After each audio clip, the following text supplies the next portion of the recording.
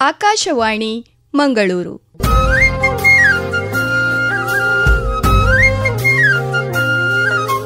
ಕಿಸಾನ್ ವಾಣಿ, ಕಿಸಾನ್ ವಾಣಿ, ಜೈ ಕಿಸಾನ್, ಜೈ ಕಿಸಾನ್, ಜೈ ಕಿಸಾನ್, ಕಿಸಾನ್ ವಾಣಿ. ಈ ಕಾರ್ಯಕ್ರಮದ ಪ್ರಾಯೋಜಕರು ಕೃಷಿ ಹಾಗೂ ರೈತ ಕಲ್ಯಾಣ ಸಚಿವಾಲಯ, ಭಾರತ ಸರ್ಕಾರ. ಪ್ರಧಾನಮಂತ್ರಿ ಕಿಸಾನ್ ಮಾನ್ಧನ್ ಯೋಜನೆ ಸಿಗುವುದು ಪೆನ್ಷನ್ನ ಆಸರೆಯು, ಆಗದು ನಿರಾಸರೆ ಇನ್ನು. ಸಿಗುವುದು ಸಂತಸದ ಕ್ಷಣವು, ಕಳೆಯುವುದು ಸುಖದಿಂದ ವೃದ್ಧಾಪ್ಯ ರಕ್ಷಿತ ಆಗುವ ಅನ್ನದಾತ ಸುರಕ್ಷಿತ ಆಗುವ ಅನ್ನದಾತ. ಪ್ರಧಾನಮಂತ್ರಿ ಕಿಸಾನ್ ಮಾನ್ಧನ್ ಯೋಜನೆಯಿಂದ ಲಘು ಮತ್ತು ಸಣ್ಣ ಹಿಡುವಳಿದಾರ ರೈತರ ಭವಿಷ್ಯವಾಗುತ್ತೆ ಸುರಕ್ಷಿತ. 60 ವರ್ಷ ವಯಸ್ಸಾದ ನಂತರ 3,000 ರೂಪಾಯಿಗಳ ಮಾಸಿಕ ಪೆನ್ಷನ್ ಖಚಿತ. 55ರಿಂದ 200 ರೂಪಾಯಿಗಳ ಮಾಸಿಕ ಶುಲ್ಕ ನೀಡಿ 18ರಿಂದ 40 ವರ್ಷ ತನಕ ರೈತರು ಪ್ರವೇಶಿಸಬಹುದು. ಈ ಅಂಶದಾನ ಯೋಜನೆಯಲ್ಲಿ ಸರ್ಕಾರ ನೀಡುತ್ತದೆ ಸಮಪಾಲು ಕೊಡುಗೆ. ಎಲ್ಲ ರೈತ ಬಾಂಧವರು ಈ ಸೇವೆಯ ಪ್ರಯೋಜನಕ್ಕಾಗಿ ಜನಸೇವಾ ಕೇಂದ್ರಕ್ಕೆ ಹೋಗಿ ಉಚಿತವಾಗಿ ತಮ್ಮ ಹೆಸರನ್ನು ನೋಂದಾಯಿಸಿಕೊಳ್ಳಿ. ಪ್ರಧಾನಮಂತ್ರಿ ಕಿಸಾನ್ ಮಾನ್ಧನ್ ಯೋಜನೆ ಅನ್ನದಾತರ ಪರಿಶ್ರಮಕ್ಕಾಗಿ ಈಗ, ಪೆನ್ಷನ್ನಿಂದ ಅವರ ಮನೆ ಸುರಕ್ಷಿತ. ಕೃಷಿ ಮತ್ತು ರೈತ ಕಲ್ಯಾಣ ಖಾತೆ ಭಾರತ ಸರ್ಕಾರದ ವತಿಯಿಂದ ಜನಹಿತಕ್ಕಾಗಿ ಜಾರಿ. ಪ್ರೀತಿಯ ಶ್ರೋತೃಗಳೇ, ಇಂದಿನ ಕಿಸಾನ್ ವಾಣಿ ಕಾರ್ಯಕ್ರಮದಲ್ಲಿ ತಾಳೆ ಕೃಷಿ ಇದರ ಬಗ್ಗೆ ಪ್ರೇಮಾ ವಸಂತ್ ತೋಡಿಕ್ಕಾನ ಇವರೊಂದಿಗಿನ ಸಂದರ್ಶನವನ್ನು ಕೇಳುವಿರಿ. ಸಂದರ್ಶಕರು ರಜನಿ ಭಟ್. ರೈತ ಬಾಂಧವರಿಗೆಲ್ಲ ನಮಸ್ಕಾರ. ಇವತ್ತು ನಾವು ಪ್ರೇಮಾ ವಸಂತ್ ತೋಡಿಕ್ಕಾನ ಇವರ ಪಾಮ್ ತೋಟಕ್ಕೆ ಬಂದಿದ್ದೇವೆ. ಸುಮಾರು ವರ್ಷಗಳಿಂದ ಪಾಮ್ ಕೃಷಿಯನ್ನು ಮಾಡುತ್ತಿರುವ ಇವರು ಇದರ ಬಗ್ಗೆ ಸಂಪೂರ್ಣ ಮಾಹಿತಿಯನ್ನು ನಮಗೆ ನೀಡಲಿದ್ದಾರೆ. ಹಾಗಾಗಿ ಇವರನ್ನು ಕಾರ್ಯಕ್ರಮಕ್ಕೆ ಸ್ವಾಗತಿಸುವ. ನಮಸ್ತೆ ಮೇಡಮ್, ಕಾರ್ಯಕ್ರಮಕ್ಕೆ ಸ್ವಾಗತ. ಧನ್ಯವಾದಗಳು. ಸುಮಾರು ಎಷ್ಟು ವರ್ಷಗಳಿಂದ ನೀವು ಈ ಪಾಮ್ ಕೃಷಿಯನ್ನು ಮಾಡ್ತಾ ಇದ್ದೀರಿ? ಇದು ಈ ವರ್ಷ 13ನೇ ವರ್ಷ. 13 ವರ್ಷಗಳನ್ನ ಮಾಡ್ತಾ ಇದ್ದೀರಿ. ಇಷ್ಟು ವರ್ಷಗಳಲ್ಲಿ ಇಡೀ ಹಾಕಿದ್ರ ಆರಂಭದಿಂದ ಅಥವಾ ನಂತರ ಸ್ವಲ್ಪ ಸ್ವಲ್ಪವಾಗಿ ಹಾಕಿದ್ರ? ಅರ್ಧ ತೋಟ ಫಸ್ಟಿಗೆ ಹಾಕಿದೆವು, ಮತ್ತೆ ನೆಕ್ಸ್ಟ್ ಇಯರ್ ಇಂದ ಫುಲ್ ಹಾಕಿದ್ದೆವು. ಸುಮಾರು ಎಷ್ಟು ಎಕರೆಗಳಿವೆ ಮೇಡಮ್? 22 ಎಕರೆ. 22 ಎಕರೆಗಳಿವೆ. ಇಲ್ಲಿ ಟೋಟಲ್ ಎಷ್ಟು ಎಕರೆ ಜಮೀನಿದೆ ಮೇಡಮ್? ಇಲ್ಲಿ ಟೋಟಲ್ ಅಡಿಕೆ ತೋಟ 20-25 ಎಕರೆ, ಮತ್ತೆ ರಬ್ಬರ್ ಟೋಟಲ್ 45 ಎಕರೆ ಜಾಗ ಇದೆ. ಅಡಿಕೆ 250 ಕ್ವಿಂಟಲ್ ಅಡಿಕೆ ಆಗ್ತಿದ್ದದ್ದು ಕಾಲಕ್ರಮೇಣ 150 ಕ್ವಿಂಟಲ್, ಈಗ ಕೇವಲ 15 ಕ್ವಿಂಟಲ್ ಅಡಿಕೆ ಆಗ್ತಾ ಇರುವ ಅಲ್ಲಿವರೆಗೆ ತಲುಪಿದೆ. ಯಾವುದೇ ಔಷಧಿ ಸೈಂಟಿಸ್ಟ್ಗಳು ಬಂದು ನೋಡಿದ್ರೆ ಪ್ರಯೋಜನವೇ ಆಗ್ಲಿಲ್ಲ. ಮತ್ತೆ ನಾನು ಕುಟ್ಟಿಗಿತ್ತು ಮಾವನವ್ರ ಕಾಲದಲ್ಲಿ ಒಂದು 50-60 ವರ್ಷದ ಹೈನುಗಾರಿಕೆ ನಿಂತಿತ್ತು ಅಂತ ಹೇಳ್ಬಹುದು. ನಾನು ಇಲ್ಲಿ ಒಂದು ಊರಿಗೆ ಮಹಿಳಾ ಸೊಸೈಟಿ ಆದ್ಮೇಲೆ ಏನು ನಾವೇ ಮಹಿಳೆಯರು ಸೇರಿ ಅದನ್ನು ಮುಂದುವರಿಸಬಹುದು, ಮಹಿಳೆಯರು ಸ್ವಾವಲಂಬಿ ಬದುಕು ನಡೆಸಬಹುದು ಅಂತ ನನ್ನ ತಲೆಗೊಂದು ಅಂದಾಜೆ ಇತ್ತು.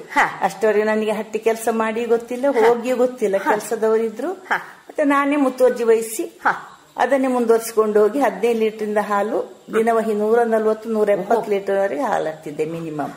18 ವರ್ಷ ಹೈನುಗಾರಿಕೆ ಮಾಡಿ ಫುಲ್ ನಮ್ಮ ತೋಟಕ್ಕೆ ಅಡಿಕೆ ತೋಟ, ತೆಂಗಿನ ಗಿಡ 1,000 ಸಮೃದ್ಧ ಕೃಷಿ ಚೆನ್ನಾಗಿ ಬಂದಿತ್ತು. ಯಾವುದೇ ಒಂದು ಚೀಲ ಗೊಬ್ಬರ ನಾವು ಸರ್ಕಾರಿ ಗೊಬ್ಬರ ಯಾವ್ದು ಹಾಕ್ತಿಲ್ಲ. ಆಯ್ತು ಸ್ಲರಿಯನ್ನೇ ಪೈಪ್ ಮೂಲಕ ಬಿಡುದು. ಲೇಬರ್ಸ್ ತುಂಬಾ ಕಡಿಮೆ ಖರ್ಚು ಬೀಳ್ತಿತ್ತು.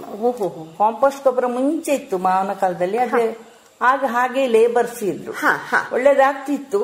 ಈಗ ಈಗಿನ ಕಾಲದಲ್ಲಿ ತುಂಬಾ ಕೊರತೆಯಿಂದಾಗಿ ಪೈಪಲ್ಲಿ ಹಿಡಿದು ಬಿಡುದು. 2 ಸ್ಲರಿ, ಬರೀ ಸ್ಲರಿಯಲ್ಲಿ ಒಂದು. ಈಗ ಮಾತ್ರ ಹೈನುಗಾರಿಕೆ ನಿಲ್ಲಿಸಿದ್ದೇನೆ, ಬೇರೆ ಬೇರೆ ಕಾರಣಗಳು ನಿಲ್ಲಿಸಬೇಕಾಗಿ ಬಂತು. ಈಗ ಮಾತ್ರ NPK ಗೊಬ್ಬರ ಕೊಡ್ತಾ ಇದ್ದೇನೆ. ಇಲ್ಲಿ ಬಂದಂತಹ ಯಾವುದು ಹಳದಿ ರೋಗ ಮತ್ತು ಎಲೆಚುಕ್ಕಿ ರೋಗ ಇಡೀ ಬದಲಾವಣೆ ಆಯ್ತಲ್ಲ. ಸಾಮಾನ್ಯವಾಗಿ ನಮ್ಮ ದಕ್ಷಿಣ ಕನ್ನಡ ಕರಾವಳಿಗಳಲ್ಲಿ ಅಡಿಕೆ, ತೆಂಗು, ಬಾಳೆ, ಕರಿಮೆಣಸು ಇಂಥವುಗಳೇ ಹೆಚ್ಚು ನಮಗೆ ಚಿರಪರಿಚಿತ. ನಮಗೆ ಬಹುಶಃ ಪಾಮ್ ಆಯಿಲ್ ನೋಡಿ ಗೊತ್ತು, ಆದ್ರೆ ಪಾಮ್ ಗಿಡಗಳನ್ನು ನೋಡಿ ಗೊತ್ತಿಲ್ಲ. ನೀವು ಈ ಪಾಮ್ ಬೆಳೆಸಲಿಕ್ಕೆ ಕಾರಣ ಏನು ಮೇಡಮ್? ಕಾರಣ ಅಂದ್ರೆ ನಮ್ಮ 250 ಕ್ವಿಂಟಲ್ ಅಡಿಕೆ ಆಗ್ತಿದ್ದ ತೋಟದಲ್ಲಿ ಕಾಲಕ್ರಮೇಣ ಹಳದಿ ರೋಗಕ್ಕೆ ತುತ್ತಾಗಿ ಲಾಸ್ಟ್ಗೆ ಈಗ 15 ಕ್ವಿಂಟಲ್ ಅಡಿಕೆ ಆಗ್ತಾ ಉಂಟಷ್ಟೇ. ಒಳ್ಳೆ ಅಡಿಕೆ ಹಿಡಿಯುವ ತೋಟ ಆಗಿತ್ತು. ವರ್ಷದಿಂದ ವರ್ಷಕ್ಕೆ ಇಳುವರಿ ಕಡಿಮೆ ಆಗ್ತಾ ಬಂತು. ಸುಮಾರು ಬೆಂಗಳೂರಿನೆಲ್ಲ ಸೈಂಟಿಸ್ಟ್ಗಳು ಬಂದೆಲ್ಲ ನೋಡಿದ್ರು, ಅದು ಹಾಕಿ ಸುಣ್ಣ ಹಾಕಿ ಎಲ್ಲ ಮಾಡಿದ್ದಾರೆ ಮನೆಯವರು. ಯಾವುದಲ್ಲೂ ಪ್ರಯೋಜನ ಬರಲಿಲ್ಲ. ಹಾಗೆ ಅಡಿಕೆ ಕೃಷಿಯಲ್ಲಿ ಬೇಸರ ಬಂದೋಯ್ತು ಇವರಿಗೆ. ಇನ್ನೇನಾದ್ರೂ ಬೇರೆ ಕೃಷಿ ಮಾಡ್ಬೇಕು ಅಂತ ಕಾಣುವಾಗ ಒಮ್ಮೆ ಪೆರಿಯಪಟ್ಟಣದ ಹತ್ರ ಹೋಗುವ ಒಂದು ಆಟೋದಲ್ಲಿ ಪಾಮ್ ಗೊನೆ ಖಂಡಿತ ಅಂತೆ. ಅದನ್ನ ಈಗ ವಿಚಾರಣೆ ಮಾಡುವಾಗ ಇಲ್ಲಿ ಏನು ಬೆಳಿಬಾರ್ದು ಅಂತ ಇವರ ತಲೆಗೆ ಹೋಯ್ತು.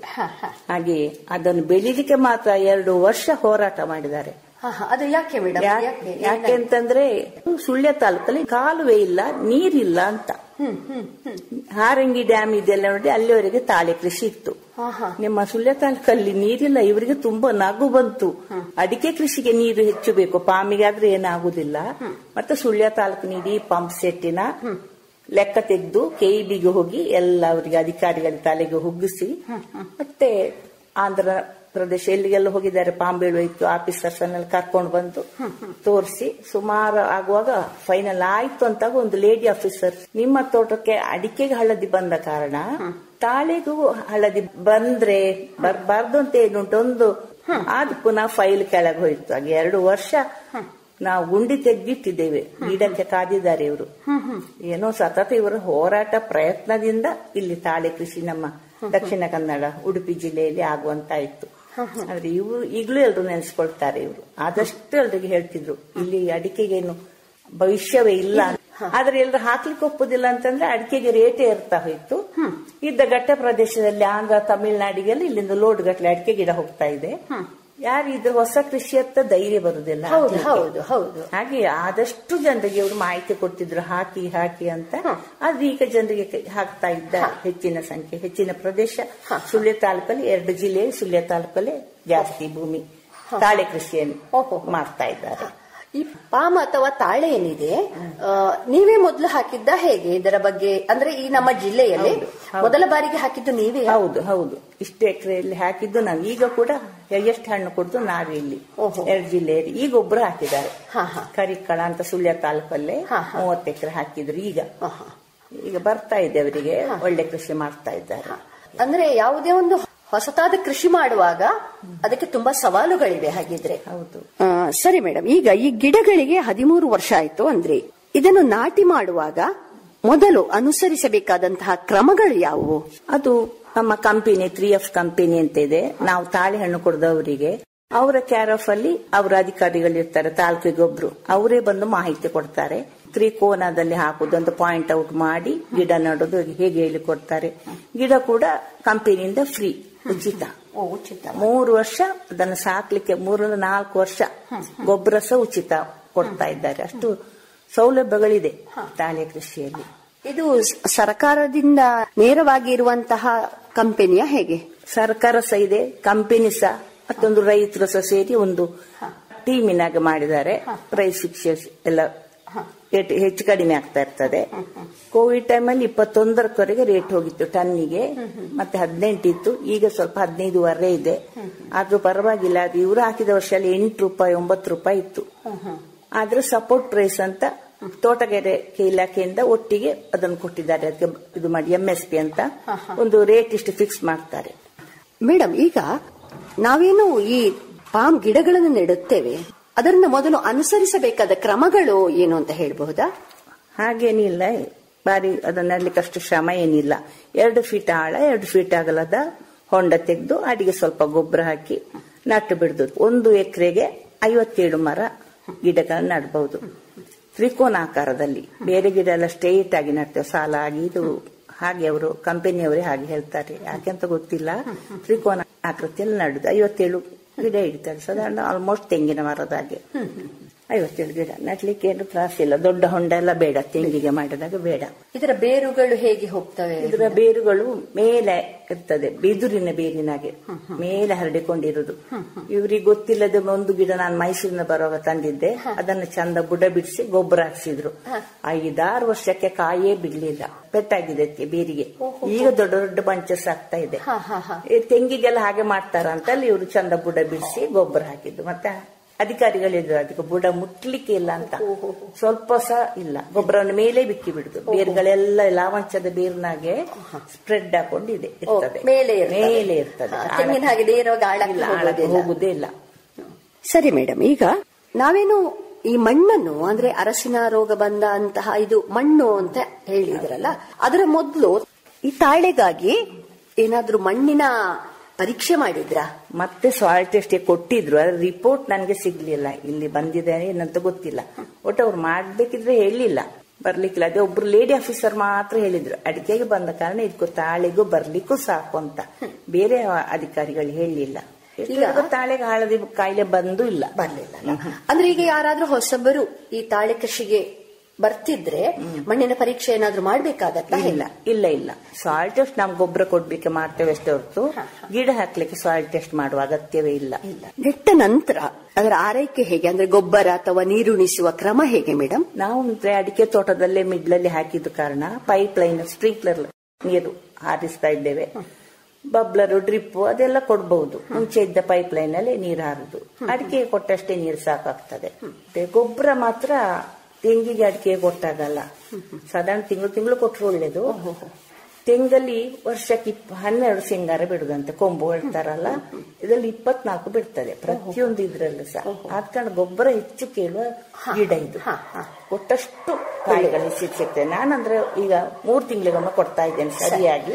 ವರ್ಷಕ್ಕೆ 4 ಸಲ ಹಾಕಿದ್ರೆ 4 ಅಥವಾ 3 ತಿಂಗಳಿಗೊಮ್ಮೆ ಸಾಧಾರಣ ಹಾಗೆ ಕರೆಕ್ಟ್ ಆಗಿ ಕೊಡ್ತಾ ಇದ್ದೇನೆ. ಹಾಗೆ ಎಲ್ರಿಗೂ ಆಶ್ಚರ್ಯ, ಎಲ್ರಿಗೂ ಈಗ ಕಡಿಮೆ ಆಗಿದೆ ಕ್ರಾಪ್. ನನಗೆ 1 ತಿಂಗಳು ಸಹ ಕಡಿಮೆ ಸಿಗ್ಲಿಲ್ಲ. ನಮ್ಮ ಅಧಿಕಾರಿಗೆ ಆಶ್ಚರ್ಯ, ಮೇಡಮ್ಗೆ ಕಡಿಮೆ ಆಗ್ಲಿಲ್ಲ ಅಂತ ಕ್ರಾಪ್. ಅದು ಹೇಗೆ ಕ್ರಾಪ್ ಅಂದ್ರೆ ತಿಂಗಳಿಗ ಹೇಗೆ ಮೇಡಮ್? ಅದು 15 ದಿವಸಕ್ಕೊಮ್ಮೆ ಡೇಟ್ ಕೊಡ್ತಾರೆ. ಇಂಥ ದಿವಸ ಕೊಯ್ಲು ಮಾಡಿ ಅಂತ ಲಾರಿ ಕಳಿಸ್ತಾರೆ ಕಂಪನಿಯಿಂದ. ಎಲ್ಲರ ಮನೆ ಬಾಗಿಲಿಗೆ ಹೋಗುದಿಲ್ಲ. ಈಗ 1-2-3 ಪಾಯಿಂಟ್ ಒಂದೊಂದು ಗ್ರಾಮದಲ್ಲಿ ಹೆಚ್ಚಾಗುದಿಲ್ಲ ಅಂದ್ರೆ ಕೆಲವರು ಇಲ್ಲಿ ತಂದು ಹಾಕ್ತಾರೆ. ಹೈಯೆಸ್ಟ್ ಇರುವ ಕಾರಣ ಲಾರಿ ಬಂದು ಇಲ್ಲಿ ನಿಂತುಕೊಳ್ತದೆ. ಬೇರೆಯವರು ಇಲ್ಲಿ ಹಾಕ್ತಾರೆ, ಕೆಲವರು ರೋಡ್ ಸೈಡ್ ಹಾಕ್ತಾರೆ. ಕೊಯ್ದು 15 ದಿವಸಕ್ಕೊಮ್ಮೆ ಕಟಾವು ಮಾಡುದು.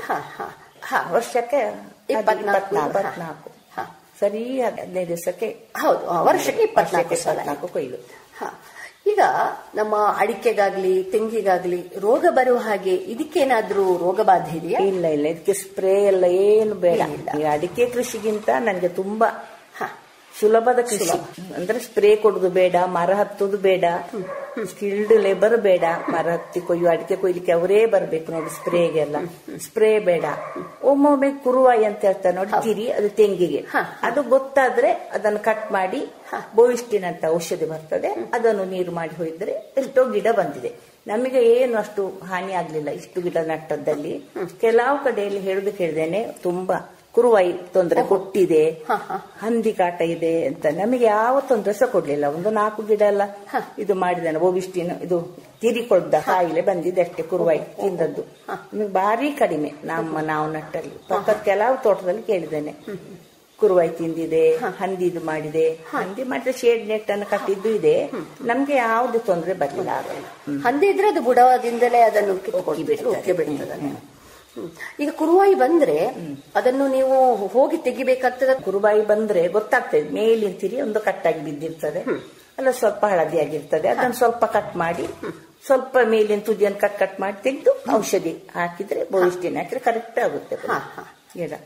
ಅಂದ್ರೆ ಮೊದ್ಲು ನೀವು 10 ಎಕರೆಗೆ ಹಾಕಿದ್ರಿ ಅಂದ್ರೆ? 10 ಎಕರೆಗೆ ಹಾಕಿ ಹೇಗಾಯ್ತು ಅಂತ ನೋಡಿ ಮತ್ತೆ ನೋಡಿ. ಅದೇ ಫಸಲು ಬರ್ಲಿಕ್ಕೆ ಕಾಯ್ಲಿಲ್ಲ, ಮತ್ತೆ ಹಾಕಿದ್ದೆ ಎಲ್ಲ ತೋಟಕ್ಕೆ ಇರೋದು ಫುಲ್ ಕವರ್ ಮಾಡಿದ್ದು. ಈಗ ನಾಟಿ ಮಾಡಿದ ನಂತರ ಎಷ್ಟು ವರ್ಷದಲ್ಲಿ ಇದರ ಫಸಲು ಬರ್ತದೆ? 3 ವರ್ಷದಲ್ಲಿ ಹೂ ಬಿಟ್ಟಿದೆ. ಅಂದ್ರೆ ಹೂ ತೆಗಿಬೇಕು, ಕೀಳ್ಬೇಕು ಅಂತ ಹೇಳ್ತಾರೆ. 3 ವರ್ಷದಲ್ಲಿ ಬೇಡ, 4 ವರ್ಷದಲ್ಲಿ ಫಸಲು. ಅದು ನಮಗೆ ಆ ಟೈಮಲ್ಲಿ ತೆಗಿಲಿಕ್ಕೆ ಆಗ್ಲಿಲ್ಲ. ಆದ್ರೆ ಅದನ್ನು ಸಣ್ಣ ಸಣ್ಣ ಬಂಚಸ್ ಅನ್ನು ಕೊಂಡೋಗಿದ್ದಾರೆ. ಯಾರಲ್ಲಿ ಆಗ್ತಿಲ್ಲ ಆಯ್ತಾಗ ಪಾಮು. ನಮ್ಗೆ ಅದು ದೂರ ಕಂಪನಿ ಹೋಗ್ಲಿಲ್ಲ, ಅದು ನಮ್ಗೆ ಅದ್ರ ಪೇಮೆಂಟ್ ಮಾಡಿದ್ದಾರೆ ಮಾತ್ರ ಕಂಪನಿಯವರು. 4ನೇ ವರ್ಷದಲ್ಲಿ ಗೊನೆ ಸಿಗ್ತದೆ. 3 ವರ್ಷದಲ್ಲಿ ಬಿಡ್ತದೆ. ಇದು ಬಹುವಾರ್ಷಿಕ ಬೆಳೆ ಅಂತ ಆಯ್ತು ಹಾಗಿದ್ರೆ. ಈಗ ಇದರ ನಡುವೆ ಈಗ ಅಂದ್ರೆ ಆರಂಭದಲ್ಲಿ ನಾಟಿ ಮಾಡಿದ ನಂತರ 3 ವರ್ಷದಲ್ಲಿ ನಮಗೆ ಫಸಲು ಸಿಗ್ತದೆ ಕೈಗೆ. ಆ ತನಕ ಗಿಡಗಳ ನಡುವೆ ಅಂತರ ಬೆಳೆಯಾಗಿ ಅಥವಾ ಮಿಶ್ರ ಬೇಸಾಯ ಏನಾದ್ರೂ ಮಾಡಬಹುದಾ? ಹೇಗೆ? ಧಾರಾಳ ಮಾಡಬಹುದು. ನೀವು ಮಾಡಿದ್ದೀರಾ? ನನ್ಗಾಗ ಡೈರಿ ಫಾರ್ಮ್ ಇತ್ತು. ತುಂಬಾ ಹೈಬ್ರಿಡ್ ಹುಲ್ಲು ನಟ್ಟಿದ್ದೇನೆ, ಚೆನ್ನಾಗಿ ಬಂದಿತ್ತು. ಮತ್ತೆ ಅರಿಶಿನ ಮಾಡಬಹುದು, ಶುಂಠಿ ಬೆಳಿಬಹುದು, ಪೈನಾಪಲ್ ಹಾಕಬಹುದು, ತರಕಾರಿ ಸಹ ಮಾಡಬಹುದು, ಬಾಳೆ ಸಹ ನಡಬಹುದು. ಕೊಕ್ಕೋ ಗಿಡ ನಮ್ಮಲ್ಲಿ ಮುಂಚೆ ಇತ್ತು, ನಾವು ತೆಗಿಲಿಲ್ಲ. ಕೊಕ್ಕೋ ಗಿಡ 3 ವರ್ಷ ಆದ್ಮೇಲೆ ಹಾಕಿ ಹೇಳ್ತಾರೆ. ಈ ತೋಟದಲ್ಲಿ ಕೊಕ್ಕೋ ಗಿಡ, ನಮ್ಮ ಇಡೀ ತೋಟದಲ್ಲಿ ಇದೆ ಕೊಕ್ಕೋ ಗಿಡ, ಚೆನ್ನಾಗಿ ಬರ್ತದೆ. ಈಗಲೂ ಕೊಕ್ಕೋ ಗಿಡ ಇದೆ, ಮುಂಚಿನ ಗಿಡವೇ ಇದೆ, 45 ವರ್ಷ ಹಳೆ ಗಿಡಗಳೇ ಇದೆ. ಅಂದ್ರೆ ಇವುಗಳ ಎಲೆಗಳೇನಿವೆ ಹರಡಿಕೊಂಡಿರ್ತಾವಲ್ಲ, ಆಗ ಅವುಗಳಿಗೆ ಬಿಸಿಲು ಬೀಳ್ತಾವ ಹೇಗೆ? ಅದ್ರ ಮಿಡ್ಲಲ್ಲೇ ನಡಬೇಕು. ಫಸ್ಟ್ 3 ವರ್ಷದಲ್ಲಿ ತುಂಬಾ ದೊಡ್ಡದಾಗುದಿಲ್ಲ ಗಿಡ, ಸಾಕಾಗುತ್ತದೆ, ಬಿಸಿಲು ಬರ್ತದೆ ಚೆನ್ನಾಗಿ. ಈ ಗಿಡಗಳ ಆಯುಷ್ಯ ಎಷ್ಟು? ಅಂದ್ರೆ ಈಗ ನಾವು ಅಡಿಕೆ ಅಥವಾ ತೆಂಗು ಏನು ಹಾಕಿದ್ರೆ ನಂತರ ಅಷ್ಟು ನಮಗೆ ತಲೆಬಿಸಿ ಇಲ್ಲ, ಆದ್ರೆ ಇವುಗಳದ್ದು ಎಷ್ಟು ವರ್ಷ ತನಕ ಇವು ಬಾಳ್ಲಿಕ್ಕೆ ಬರುತ್ತೆ? 30 ವರ್ಷದವರೆಗೆ ಮತ್ತು ಆಯುಷ್ಯ ಇದೆ. 30 ವರ್ಷ ಮತ್ತೆ ಹೈಟ್ ಹೋಗ್ತದಲ್ಲ, ಕೊಯ್ಲಿಕ್ಕೆ ಸ್ವಲ್ಪ ಇದಾಗ್ಬೋದು. 30 ವರ್ಷದಲ್ಲಿ ಹೇಗೂ ಇದೆ, ಫಸಲು ಕೊಡ್ತಾ ಇರ್ತದೆ. ಇದು ಸ್ವಲ್ಪ ನೋಡಿದ್ರೆ ನಮ್ಮ ಊರಿನ ತಾಳೆ ಅದೇ ಜಾತಿಯ ಜಾತಿ. ಇದು ಖರ್ಜೂರದ ಜಾತಿ. ತೆಂಗು ಇದೆಲ್ಲ ಒಂದೇ ಜಾತಿ ಅಂತೆ. ಆದ್ರೆ ಅಷ್ಟು ಎತ್ತರ ಹೋಗಲ್ಲ, ಎತ್ತರ ಹೋಗುದಿಲ್ಲ. ಈಗ ನಿಮ್ಮ ತೋಟದಲ್ಲಿ ಇರುವ ಗಿಡಗಳು ಎಷ್ಟು ಎತ್ತರ ಆಗಿವೆ ಮೇಡಮ್? ಕೆಲವೆಲ್ಲ 20 ಹೋಗಿದೆ, 20 ಫೀಟ್. ಅಂದ್ರೆ ನಾವು ಸ್ವಲ್ಪ ಅಡಿಕೆ ಗಿಡದ ಮಧ್ಯೆ ನೆಟ್ಟದ್ದು, ಸ್ವಲ್ಪ ಹಾಗೆ ಆಗಿರ್ಲಿಕ್ಕೂ ಸಾಕು. ಸ್ವಲ್ಪ ಬಿಸಿಲು ಜಾಗದಲ್ಲಿ ಇರುದು ಸ್ವಲ್ಪ ಅಗಲಾಗಿ ಹೋಗಿದೆ, ಅಷ್ಟು ಹೈಟ್ ಬರ್ಲಿಲ್ಲ. 20 ಫೀಟ್ ಇದ್ದಿದೆ, 15 ಫೀಟು 20 ಫೀಟು ಹೋಗಿದೆ. ಇದು ಈಗ ನೀವು ಇದರ ಕೊಯ್ಲು ತಿಂಗಳಿಗೆ 2 ಬಾರಿ ಅಂದ್ರೆ ಇದರ ಕೊಯ್ಲು ಹೇಗೆ ಅಥವಾ ಇದರ ಮಾರುಕಟ್ಟೆ ಹೇಗೆ? 3F ಕಂಪನಿಗೆ ಒಪ್ಪಂದ ಮಾಡಿಕೊಂಡಿರ್ತಾರೆ. ಯಾವುದು 3F ಇದೆ, ಗಾಡ್ರೇಜ್ ಇತ್ತು ಫಸ್ಟಿಗೆ ಮೈಸೂರಲ್ಲಿ ಇದ್ದು ಗಾಡ್ರೇಜ್ ಕಂಪನಿ. ಅವರು ಟೆಂಡರ್ ಕರೀತಾರೆ, ಯಾವ್ರಿಗೆ ಹೋಗ್ತದೆ ಹಾಗೆ. ಈಗ 3F ಕಂಪನಿಯಾಗಿ ಸುಮಾರು ಸಮಯ ಆಯ್ತು. ಇಷ್ಟಿಷ್ಟು ಅವರಿಗೆ ಕೊಡ್ದು ಹಣ್ಣು ಅವರೇ ಗಾಡಿ ಕಳಿಸುದು, ಗಿಡ ಸಹ ಅವರೇ ಕೊಡ್ತಾರೆ. ಆರಂಭದಲ್ಲಿ ನೆಟ್ಟದ್ದು ಸಾವಿರ ಹೇಗೆ? ಇದು ಕಂಪನಿ ಮುಖಾಂತರ ಗಿಡ ಫ್ರೀ ಆಗಿ ಕೊಟ್ಟದ್ದು ಗಿಡ. ಎಲ್ಲ ಗಿಡಗಳು ಸಹ ಅಥವಾ ಎಕರೆಗಿಂತ ಇಷ್ಟು ಅಂತ ಇದೆಯಾ? ಅದು ಎಕರೆಗೆ ಅಷ್ಟೇ ಹಿಡಿತದಲ್ಲ, 57 ಅಂದ್ರೆ ಎಲ್ಲ ಗಿಡಗಳು ಫ್ರೀ ಆಗಿ ಕೊಟ್ಟಿದ್ದಾರೆ. 1 ವರ್ಷ 2 ವರ್ಷದ ಗಿಡಗಳು ಸಣ್ಣ ಕೆಲವು ದುಡ್ಡಿತ್ತು, ಅದೆಲ್ಲ ಉಚಿತ ಕೊಡ್ತಾರೆ. ಗೊಬ್ಬರ ಸಹ ಫಸಲು ಬರುವವರಿಗೆ, ಕಾಯಿ ಕಚ್ಚೋರಿಗೆ ಆದಾಯ ಆಗ್ಬೇಕಲ್ಲ, ತೋಟಗಾರಿಕೆ ಇಲಾಖೆ ಎಲ್ಲ ಗೊಬ್ಬರ ಸಹ ಕೊಟ್ಟಿದ್ರು. ಅಂದ್ರೆ ಈಗ 3 ವರ್ಷದ ನಂತರ 4 ವರ್ಷದ ತನಕ ನಮ್ದೇ ಎಲ್ಲ ನೋಡ್ಕೊಳ್ಳೋದೆಲ್ಲ ನಾವೇ ನೋಡಿಕೊಳ್ಳೋದು ನಾವು. ಗೊಬ್ಬರ ಕೊಡ್ತಾರೆ, ಪ್ರತಿ ವರ್ಷವೂ ಕೊಡ್ತಾರೆ. ಪ್ರತಿ ವರ್ಷ ಕೊಟ್ಟಿದ್ರು. ಮತ್ತೆ ಬೋರಿಗೆ ಕೊಟ್ಟಿದ್ರು ನಮ್ಗೆ ಸಬ್ಸಿಡಿ, ಡ್ರೈನೇಜಿಗೆ ಕೊಟ್ಟಿದ್ರು. ಅದೆಲ್ಲ ತುಂಬಾ ಸಹಾಯ ಇದೆಯಲ್ಲ. ತೋಟಗಾರಿಕೆ ಅಡಿಕೆಗೆ ಅಂತ ಯಾರು ಏನಿಲ್ಲ. ಹೌದು, ತೋಟಗಾರಿಕೆ ಎಲ್ಲ ಸಿಕ್ಕಿದೆ ನಮಗೆ. ಪಂಪ್ ಸೆಟ್ ಒಂದು ಸಿಕ್ಕಿದೆ. ಅದು ಇಂತಿಷ್ಟು ಎಕರೆಗೆ ಮಿನಿಮಮ್ ಮಾಡ್ಬೇಕು ಅಂತ ಇದೆಯಾ? ಅಂದ್ರೆ ಇಂತಿಷ್ಟು ಎಕರೆ ಮಾಡಿದ್ರೆ ಅವರು ಈ ರೀತಿಯ ಸಹಾಯ ಮಾಡುದಾ ಹೇಗೆ? ಅದೇ ಎಕರೆಗೆ ಇರ್ಬೋದು, ಗಿಡ ಜಾಸ್ತಿ ನೆಟ್ಟಾಗಿರ್ಬೋದು. ಸಣ್ಣ ರೈತರಿಗೆ ಸ್ವಲ್ಪ ಕಡಿಮೆ ಪ್ರಮಾಣದಲ್ಲಿ. ಪಾಮ್ ಅನ್ನು ಪ್ರೋತ್ಸಾಹಿಸಲಿಕ್ಕೆ ಬೇಕು. ಕೇಂದ್ರ ಸರ್ಕಾರ ಆತ್ಮನಿರ್ಭರ ಭಾರತದ ಅಡಿಯಲ್ಲಿ ಈಗ ಆಯಿಲ್ ಪಾಮ್ ನಮ್ಮ ದೇಶದಲ್ಲಿ 50% ಉತ್ಪಾದನೆ ಆಗುದಿಲ್ಲ. ಮಲೇಷ್ಯಾದಿಂದಲೇ ಇಂಪೋರ್ಟ್ ಆಗುದಲ್ಲ, ಅದು ನಮ್ಮ ದೇಶದಲ್ಲೇ ಸಾಕಾಗುವಷ್ಟು ಮಾಡ್ಬೇಕು ಅಂತ ಇದಕ್ಕೆ ತುಂಬಾ ಸಪೋರ್ಟ್ ಕೊಡ್ತಾ ಇದ್ದಾರೆ. ಇದು ಬಯೋಫ್ಯೂಯಲ್ಗೂ ಹೋಗ್ತದೆ. ಒಂದು ವೇಳೆ ಜಾಸ್ತಿ ಆಗ್ಲಿಕ್ಕಿಲ್ಲ ಆದ್ರೂ ಬಯೋಫ್ಯೂಯಲ್ಗೆ ಆಗ್ತದಂತೆ ತಾಳೆ ಎಣ್ಣೆ.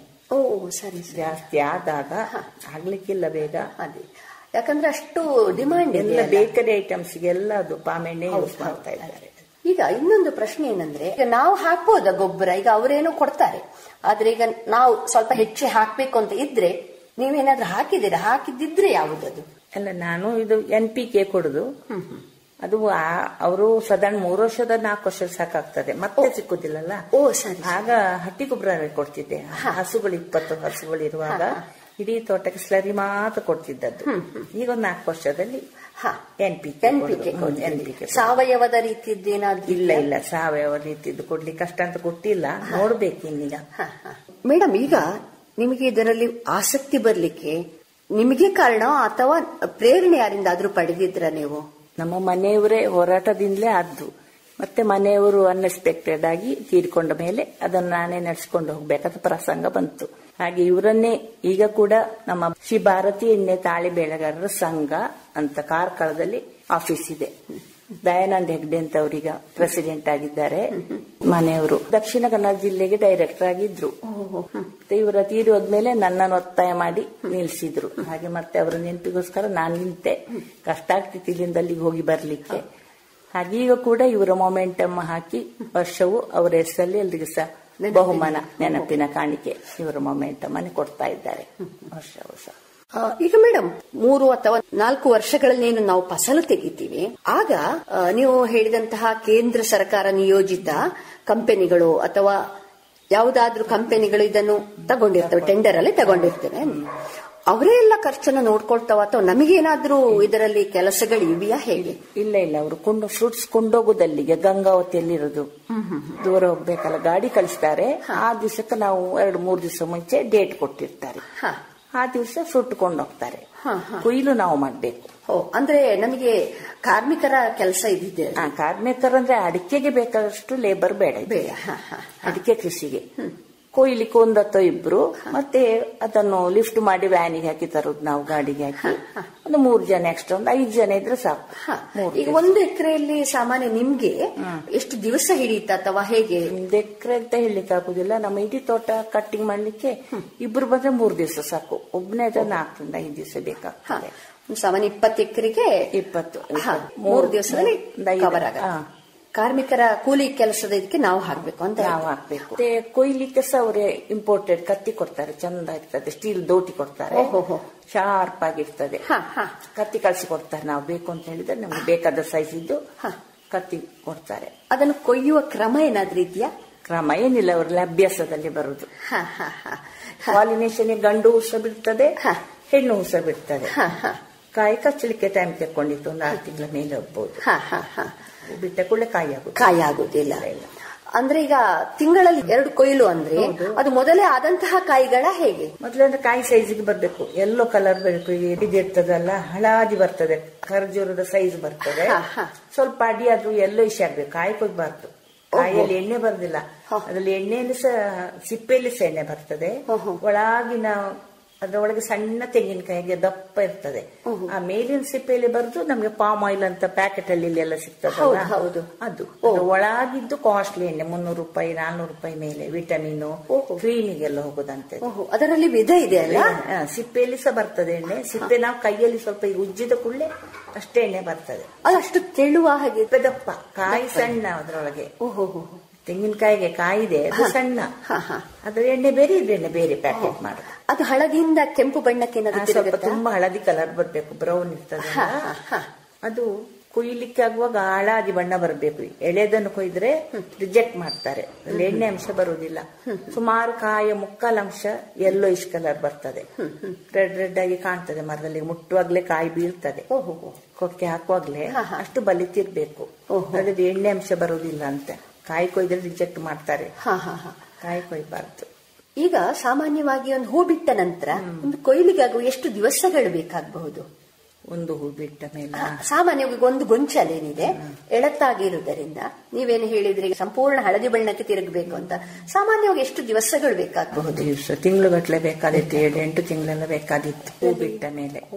ಉತ್ತಮ ಗೊಬ್ಬರ ನೀರುಣಿಸಿ ಒಳ್ಳೆ ಪೋಷಣೆ ಕೊಟ್ರೆ ಒಂದು ಗಿಡದಲ್ಲಿ ಎಷ್ಟು ಗೊನೆಗಳು ಬರಬಹುದು? 24 ಬರುವುದಿದೆ, 7-8 ಬರುವುದು ಇದೆ ಒಟ್ಟಿಗೆ ಕೆಲವನ್ನು ಕೊಯ್ಲಿಕ್ಕೆ.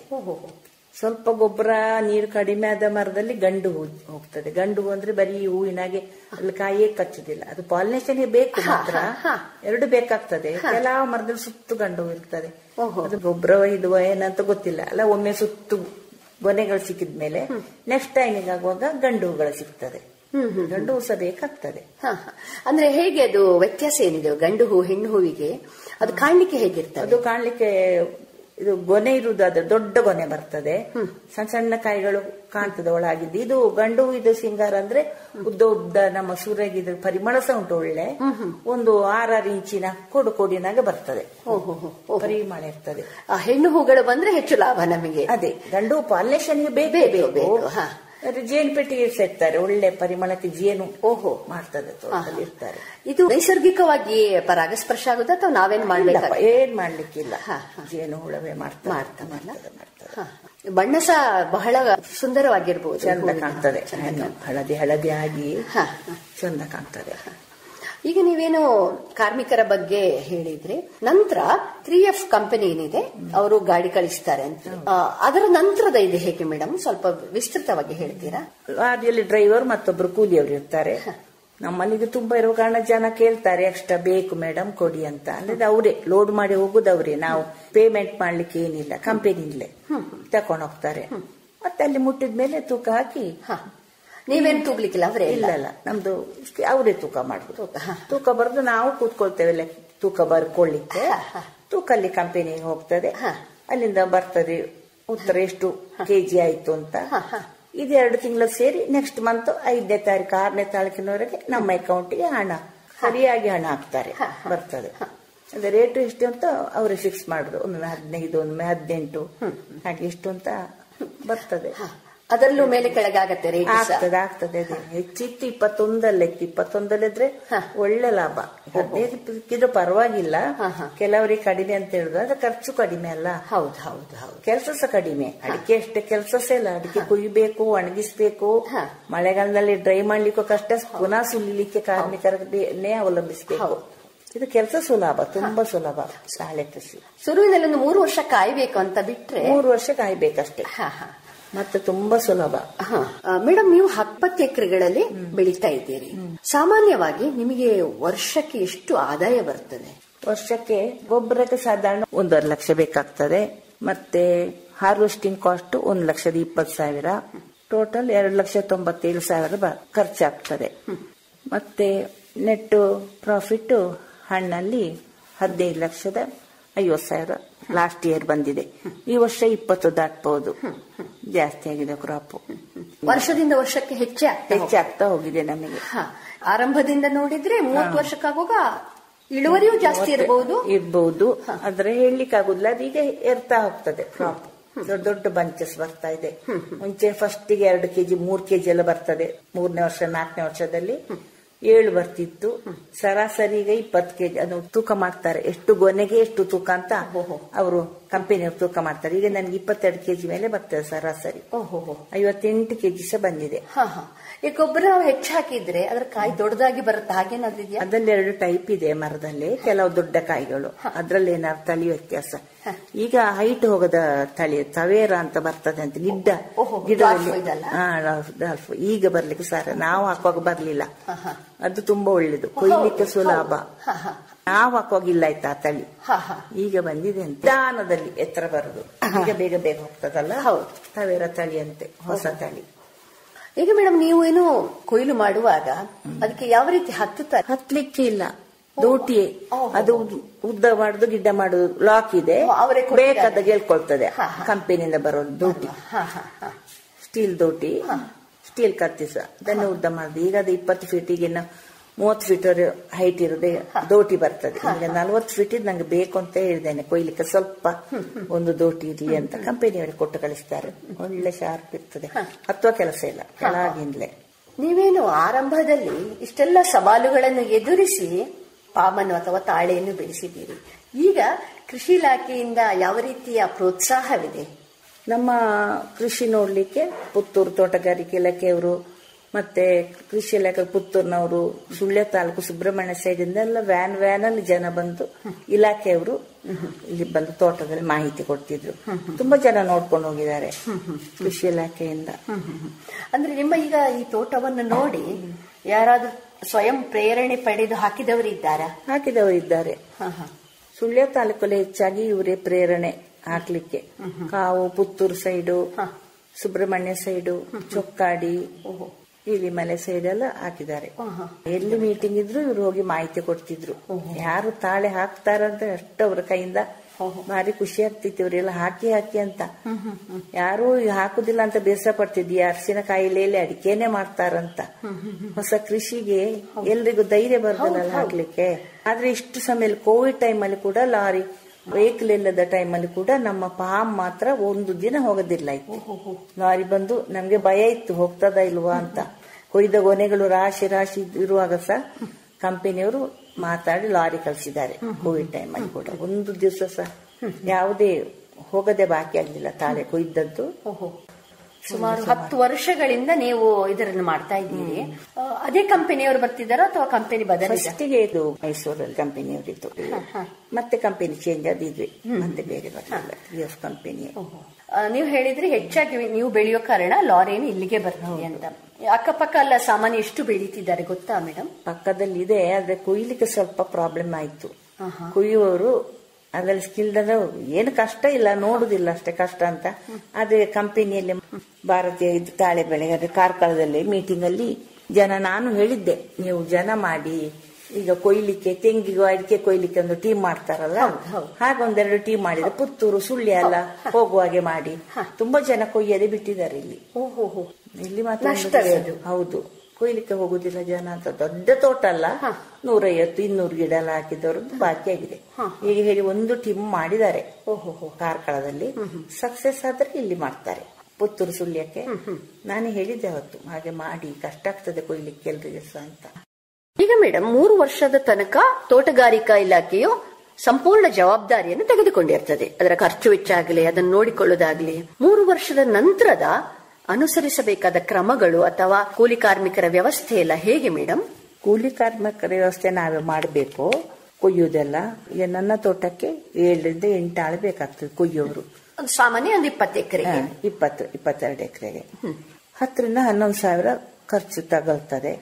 ಮತ್ತೆ ಕೂಲಿ ಆಳುಗಳು ಅದನ್ನು ಹೊತ್ತು ವ್ಯಾನಿಗೆ ಹಾಕ್ಲಿಕ್ಕೆ, ಅಂಗಳಕ್ಕೆ ತರಲಿಕ್ಕೆ 6,000 ರೂಪಾಯಿ ಖರ್ಚು ಬೀಳ್ತದೆ. ಮತ್ತೆ 20 ಫೀಟ್ಗಿಂತ ಹೈಟ್ ಹೋದ ಗಿಡಗಳಿಗೆ ತೋಟಗಾರಿಕೆ ಇಲಾಖೆಯವರು ಈಗ ಈ ವರ್ಷದಿಂದ 1 ರೂಪಾಯಿ, 1 ಕೆಜಿಗೆ 1 ರೂಪಾಯಿ ಕೊಡ್ತಾರೆ.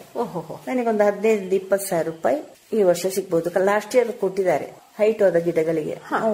ಅವ್ರ ಆಫೀಸರ್ ಲೆಕ್ಕ ಕೊಡ್ಬೇಕು, ಯಾರ್ಯಾರು ಹಾಕಿ ಎಷ್ಟು ವರ್ಷ ಆಯ್ತು, 20 ಫೀಟ್ ಹೈಟ್ ಹೋಗಿದೆ ಅಂತ. ಈ ಪಾಮ್ ಆಫೀಸರ್ಸ್ ತೋಟಗಾರಿಕೆ ಇಲಾಖೆಯವ್ರು ಲೆಕ್ಕ ಕೊಡ್ಬೇಕು. ಅವ್ರು ಬಂದು ನೋಡ್ತಾರ? ಬಂದು ನೋಡ್ಲಿಲ್ಲ, ಅದು ಇವ್ರಿಗೆ ಗೊತ್ತಿರ್ತದಲ್ಲ. ಹೌದು. ಹಾಗೆ ನಾವು ಆರ್ಟಿಸಿ ಎಲ್ಲ ಕೊಟ್ಟು ಮೊನ್ನೆ ಬಂದದ್ದು. ಅವರೇ ಅಮೌಂಟ್ ಹಾಕ್ತಾರೆ ಅಕೌಂಟಿಗೆ. ಅದೊಂದು ಫೆಸಿಲಿಟಿ ಇದೆ. ಮೇಡಮ್, ಈಗ ಅಡಿಕೆ ಬೆಳೆಯಂತೆ ಇದರಲ್ಲಿ ರೇಟ್ ಏನು ವ್ಯತ್ಯಾಸ ಆಗತ್ತಾ ಅಥವಾ ಸ್ಥಿರವಾಗಿ ಒಂದೇ ರೇಟ್ ಅಲ್ಲಿ ನಿಲ್ತದ, ಹೇಗೆ ಇದು? ಒಂದೇ ರೇಟ್ ಇಲ್ಲ, ಫ್ಲಕ್ಚುಯೇಷನ್ ಆಗ್ತದೆ. ಕೆಲವೊಮ್ಮೆ 20 ರೂಪಾಯಿ, 18 ರೂಪಾಯಿ, 15, ಈಗ 15ವರೆ ಇದೆ. 15ರಿಂದ ಕಡಿಮೆ ಹೋದ್ರೆ MSP ಅಂತ ತೋಟಗಾರಿಕೆ ಇಲಾಖೆಯಿಂದ ಒಟ್ಟಿಗೆ ಸಪೋರ್ಟ್ ಪ್ರೈಸ್ ಅಂತ ಕೊಡ್ತಾರೆ. ಕಳೆದ ವರ್ಷದ ನನಗೆ ಮೊನ್ನೆ 90,000 ಬಂದಿದೆ. ಯಾವ ಟೈಮಲ್ಲಿ ರೇಟ್ ಕಡಿಮೆ ಇರ್ತದೆ ಅಂತ ಅವರು ಟೋಟಲ್ ಮಾಡಿ ಕೊಡ್ತಾರೆ. ಅದು ಸರಿಯಾಗಿ ಅದಕ್ಕೆ ಲೆವೆಲ್ ಮಾಡಿ ಕಡಿಮೆ ಅದಕ್ಕೆ ಸರಿ ಮಾಡಿ ಕೊಡ್ತಾರೆ. MSP ಅಂತ ಹೇಳೋದು. ತಾಳೆ ಬೆಲೆ ಒಮ್ಮೊಮ್ಮೆ 20 ರೂಪಾಯಿವರೆಗೆ ಹೋಗಿತ್ತು, ಒಮ್ಮೆ 18ವರೆ ಇತ್ತು, ಈಗ 15ವರೆ ಆಗಿದೆ. ಆದ್ರೆ ನಮ್ಮಲ್ಲಿ ಮಾತ್ರ ಕಡಿಮೆ ಆದ್ದು. ಆಂಧ್ರ, ತಮಿಳುನಾಡಲ್ಲೆಲ್ಲ 18 ರೂಪಾಯಿ ಇದೆ ಅಂತದ್ದು. ಯಾವ ಕಾರಣಕ್ಕಂತ ಗೊತ್ತಿಲ್ಲ. ಇಲ್ಲಿ ರೇಟ್ ಕಡಿಮೆ, ಅಲ್ಲಿ ಜಾಸ್ತಿ ಇದೆ. ಅದಾದ್ರೆ ಪ್ರೈವೇಟ್ ಗೆ ಕೊಡ್ತಾರೆ ಕಾಣ್ತದೆ, ಕಂಪನಿಗೆಲ್ಲ ಕಾಣ್ತದೆ. ಅವ್ರು ಯಾರಿಗೆ ಬೇಕಿದ್ರು ಕೊಡ್ಬೋದಂತೆ. ಈಗ ನಾವು ಇಲ್ಲಿ ಒಪ್ಪಂದ ಆದ ಕಾರಣ 3F ಕಂಪನಿಯೇ ಕೊಡ್ಬೇಕು. ಅಲ್ಲಿ ಅವರು ಯಾರಿಗಿಷ್ಟ ಅಂತ ಅವ್ರು ಬೇಕಾದವ್ರಿಗೆ ಕೊಡ್ಬಹುದು ಅಂತ ಹಣ್ಣು. ಅಲ್ಲಿ ಬಹುಶಃ ಇದಕ್ಕೆ ಬೆಳೆ ತುಂಬಾ ಇದೆಯಾ, ಹೇಗೆ? ಬೆಳೆ ಜಾಸ್ತಿ ಸಹ ಇದೆ, ತುಂಬಾ ಜನ ಪರ್ಚೇಸ್ ಆಗ್ತಿರ್ತಾರೆ. ಇಲ್ಲಿ ನಮ್ಮಲ್ಲಿ ಇಲ್ಲ. ಹಾಗೆ ಆಗುದೇನೋ ಗೊತ್ತಿಲ್ಲ. 3F ಕಂಪನಿಗೆ ಕೊಡುವ ಕಾರಣ ಅವ್ರಿಗೆ ಹಾಗೆ ಅದು ನಮ್ಮಲ್ಲಿ ಲಾರಿಯವ್ರು ಬರ್ತಾ ನಾನು ಕೇಳಿದೆ, ಅವರು ಬೇಕಾದವರಿಗೆ ಕೊಡ್ಬಹುದು ಅಂತ ಹೇಳಿದ್ರಪ್ಪ. ನೀವು ಇದನ್ನು ತೋಟಗಾರಿಕೆ ಇಲಾಖೆ ಅಥವಾ ಸಂಬಂಧಪಟ್ಟವರಿಗೆ ತಿಳಿಸ್ಲಿಲ್ವಾ? ಕೇಳಿದ್ದಾರೆ, ಇದರಲ್ಲಿದ್ದಾರಲ್ಲ ಎಣ್ಣೆ ತಾಳೆ ಬೆಳೆಗಾರರ ಸಂಘದವರು ಫಾಲೋ ಅಪ್ ಮಾಡ್ತಾ ಇದ್ದಾರೆ.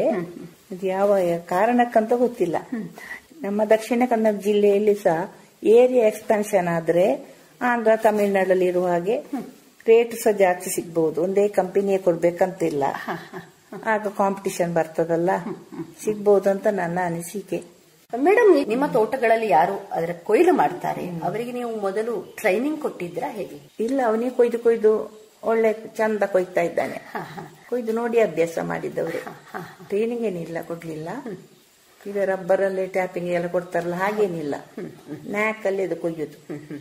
ಮತ್ತೆ ಗಿಡ ಎತ್ತರ ಹೋದ್ಮೇಲೆ ಅದಕ್ಕೆ ಒಳ್ಳೆ ಮೆಣಸು ನಡ್ಲಿಕ್ಕೆ ಆಗ್ತದೆ. ಸುತ್ತು ಸಹ 4 ಬಳ್ಳಿ ನೀವು ಹಾಕಿದ್ದೇವೆ. ಸುಮಾರು ಎಷ್ಟು ಗಿಡಗಳನ್ನು ಹಾಕಿದ್ದೀರಿ? ಎಲ್ಲ ಮರಕ ನಟ್ಟಿದ್ದೇನೆ. ಆದ್ರೆ ನನ್ಗೀಗ ಹೇಳ್ತಾರೆ ಕೆಲವರು, ನೆರಳಲ್ಲಿ ಆಗುದು ಬೇರೆ ಗಿಡ ಇದೆ, ಪಣಿಯೂರಲ್ಲ, ಬೇರೆ ನೆರಳಲ್ಲಿ ಬೆಳೆಯೋ ಕಾಳ್ಮೆಣಸಿದೆ. ಮೊನ್ನೆೊಬ್ರು ಬಂದವರು ಹೇಳಿದ್ರು. ಕೆಲವದಲ್ಲಿ ಆಗಿದೆ, ಅದ್ರ ಹೈಟು ಕೆಲವು ಹೈಟ್ ಹೋಗಿದೆ. ಚಂದ ಬರ್ತದೆ ಮಾತ್ರ ಅದರ ಬುಡಕ್ಕೆ. ಅದು ಗರಿ ತೆಗ್ದದಲ್ಲಿ ಹತ್ತಿಕೊಂಡು ಹೋಗ್ತದೆ. ಏನ್ ಕಟ್ಟುದು ಗಿಟ್ಟುದು ಏನ್ ಬೇಡ. ಮರದಲ್ಲಿ ಬಿಸಿಲು ಬೀಳೋ ಜಾಗದಲ್ಲಿ ಹೆಚ್ಚಿರ್ತದೆ. ತೋಟದೊಳಗೆ ನೆರಳಾದ್ರೆ ಸ್ವಲ್ಪ ಅದೇ ಜಾತಿ ಬಳ್ಳಿಗಳಿದೆ ಅಂತೆ ನೆರಳಲ್ಲಿ ಬೆಳೆಯುವುದಂತ. ಪಣಿಯೂರು ಬರೋದು ಕಷ್ಟ ನೆರಳಲ್ಲಿ ಅಂತ ಹೇಳಿ. ನೀವು ಹಾಕಿದ್ದೆಲ್ಲ ಈಗ ಪಣಿಯೂರಿಂದ? ಅದೇ ನಾನಿರುವ ಕಟ್ಟಿಂಗ್ಸ್ ಅನ್ನೇ ಹಾಕಿದ್ದೆ. ಹೊಸ ಗಿಡ ಮತ್ತೆ ತೋಟಗಾರಿಕೆ ಇಲಾಖೆಯಿಂದ ತಂದು ನಟ್ಟಿದ್ದೇನೆ. ಯಾವ ತಳಿ ಅಂತ ಯಾರಿಗೆ ಗೊತ್ತದು. ಹಾಕಿದ್ದೇನೆ. ಎಲ್ಲ ತೋಟ ಎಲ್ಲ ಗಿಡದಲ್ಲಿ ಉಂಟು ಒಳ್ಳೆ ಮೆಣಸು ಬಳ್ಳಿ. ಗಿಡ 6 ವರ್ಷ 7 ವರ್ಷ ಆಗ್ಬೇಕು. ಅಂದ್ರೆ ಕೈ ಕಡಿಯುವಾಗ ಗರಿ ತೆಗೆಯುವಾಗ ಗಿಡ ಡ್ಯಾಮೇಜ್ ಆಗ್ತದೆ. ಸ್ವಲ್ಪ ಹೈಟ್ ಬಂದ ಮೇಲೆ ಒಳ್ಳೆ ಮೆಣಸು ನಡುವುದು. ಮೇಡಮ್, ಈ ಪಾಮಲ್ಲಿ ಅಥವಾ ತಾಳೆಯಲ್ಲಿ ನಮ್ಮ ತೆಂಗಿನ ಮರದ ಹಾಗೆ ಮಡಲು ಬೀಳುದು ಅಥವಾ ಇದರ ಎಲೆಗಳನ್ನು ಕತ್ತರಿಸುದು ಹಾಗೇನಾದ್ರೂ ಇದೆಯಾ? ಅದು ತನ್ನಿಂತಾನೇ ತೆಂಗಿನ ಮರದಾಗ ಒಣಗಿ ಬೀಳುವುದಿಲ್ಲ. ನಾವು ಗೊನೆ ತೆಗೆಯುವಾಗ ಕೆಲವುದಲ್ಲಿ 2 ಗರಿ 3 ಗರಿ ತೆಗಿಬೇಕಾಗ್ತದೆ. ಕೆಲವುದು ಒಂದೇ ಗರಿ ಕಟಾವು ಮಾಡಿ ಸಾಕಾಗ್ತದೆ. ತನ್ನಿಂತಾನೇ ಅದು ಒಣಗಿ ಬೀಳುವ ಅಭ್ಯಾಸ ಇಲ್ಲ ಅದಕ್ಕೆ. ಇದು ಯಾಕೆ ಮಾಡ್ಬೇಕು ಮೇಡಮ್ ಹೀಗೆ? ಅಂದ್ರೆ ಗರಿಗಳನ್ನು ತೆಗೆಯುವ ಉದ್ದೇಶ ಎಂತ? ಗರಿ ತೆಗೆದಿದ್ರೆ ಗೊನೆ ತೆಗಿಲಿಕ್ಕೆ ಆಗುದಿಲ್ಲ. ಈಗ ಗರಿ ಕೆಳಗಡೆ ಇದ್ರೆ ಗರಿ ತೆಗೆದು ಎಡೆಯಲ್ಲಿ ಕತ್ತಿ ಹಾಕ್ಲಿಕ್ಕೆ ಆಗುದಿಲ್ಲ. 2-3 ಗಡಿ ತೆಗೆದ ಮೇಲೆ ಗೊನೆ ಕಟ್ ಮಾಡುದು. ಅದ್ರ ಎಡೆಯಲ್ಲಿ ಟೈಟ್ ಆಗಿ ಗೊನೆ ಸಿಕ್ಕಾಕೊಂಡಿರ್ತದೆ. ಎಳೆನೀರ್ನಾಗ ಉದ್ದಕ್ಕೆ ನೇತುಕೊಂಡಿರುದಿಲ್ಲ, ಟೈಟ್ ಆಗಿರ್ತದೆ ಬುಡಾದಲ್ಲೇ. 2-3 ಗಡಿ ಕಟ್ ಮಾಡಿದ್ಮೇಲೆ ಗೊನೆ ಬೀಳ್ತದೆ. ಅಂದ್ರೆ ಕಾಯಿಗಳೇನು ಎಳತಿರುವಾಗಲೇ ಅದರ ಈ ಗರಿಯನ್ನು ಕಟ್ ಮಾಡ್ಬೇಕು ಅಥವಾ ಹಣ್ಣಾದ ನಂತರ ಇದು ಮಾಡದ? ಕುಯ್ಲು ಮಾಡುವಾಗ್ಲೇ ಮಾಡುದು, ಮೊದ್ಲೇ ಮಾಡುದು ಬೇಡ. ಕೆಲವೊಮ್ಮೆ ಹೇಳ್ತಾರೆ ಗರಿ ಹೆಚ್ಚಿದೆ ತೆಗೀರಿ, ಗೊಬ್ಬರ ತಿಂತದೆ ಅಂತ. ನಾನ್ ತೆಗಿಲಿಕ್ಕೂ ಹೋಗ್ಲಿಲ್ಲ, ಏನಾಗ್ಲೂ ಇಲ್ಲ, ಇಳುವರಿ ಸರಿಯಾಗಿ ಕೊಡ್ತಾ ಇದೆ. ಇನ್ನೊಂದು ಪ್ರಶ್ನೆ ಏನಂದ್ರೆ, ನಾವೇನು ಅದನ್ನು ಕಟಾವು ಮಾಡ್ತೇವೆ, ಅದು ನೆಲಕ್ಕೆ ಬೀಳ್ಬೋದಾ ಅಥವಾ ಏನೋ ನೆಟ್ ಹಾಕಿ ಅದನ್ನು ಸಂಗ್ರಹಿಸ್ಬೇಕು, ಹಾಗೇನಾದ್ರೂ ಇದೆಯಾ? ಏನಿಲ್ಲ, ಬುಡಕ್ಕೆ ಬೀಳ್ತದೆ, ಸಾಫ್ಟ್ ಇರ್ತದಲ್ಲ, ಏನಾಗುದಿಲ್ಲ. ಎತ್ತರದಿಂದ ಬಿದ್ರೆ ಏನಾಗುದಿಲ್ಲ. ಕೆಲವೊಮ್ಮೆ ಒಳ್ಳೆ ಹಣ್ಣಾದ್ರೆ ಒಂದು 4 ಕಾಯಿ ಇರ್ತದೆ. ಬಿದ್ದ ಕಾಯಿಯನ್ನು ಹೆಕ್ಕಿಸ್ತೇವೆ, ಒಬ್ಬರು ಬಿದ್ದ ಕಾಯಿನ ಹೆಕ್ಕಿಕೊಂಡು ಬರುದು. ತುಂಬಾ ಹಣ್ಣಾದಾಗ ಮುಟ್ಟಿದಾಗ ಕತ್ತಿ ಹಾಕೋಗ್ಲೇ ತುಂಬಾ ಕಾಯಿಗಳು ಬಿದ್ದೋಗ್ತದೆ.